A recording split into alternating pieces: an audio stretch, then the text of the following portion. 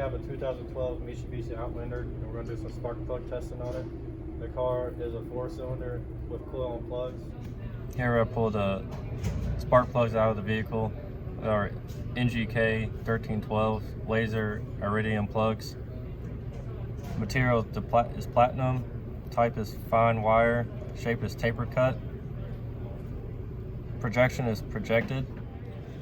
The GAT spec for these spark plugs is 0.043 inches, and the torque spec is for aluminum block, which we have is 18 to 21.6 foot-pounds.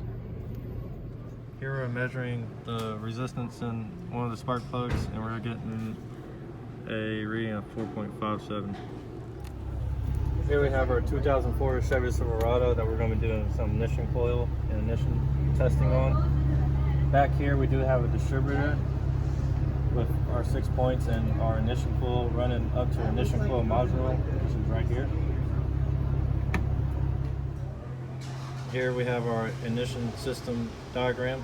We have a pink wire that goes from the fuse block down to ignition coil, down to the coil wire to the distributor, and we have a white and black wire. There's our ground wire that goes to the ignition coil control to ground. Here we are measuring the primary coil, and we are getting a reading of 0.2 to 0.3 ohms.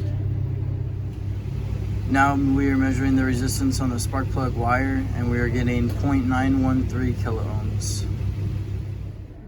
Here we have a picograph for a 2004 Chevy Silverado with a distributor. We're plugged into the ground side. Here's the picograph for the ignition coil for the system. As you can see, right here's the saturation. We go power, then we go to ground, and we have a voltage spike, and here's our burn time, and then we go down and then it turns off. Here we have picograph hooked up to the ground side of the ignition coil module and an amp clamp connected to the ground side too. Here we have the voltage of the ground side of the ignition coil module.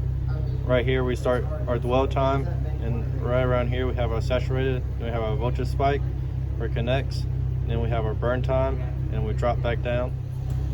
Here we have our amperage, and it starts rising when we start our dwell time, levels off when we have our saturated hold time, and then drops negative and comes back when we have our voltage spike and our burn time.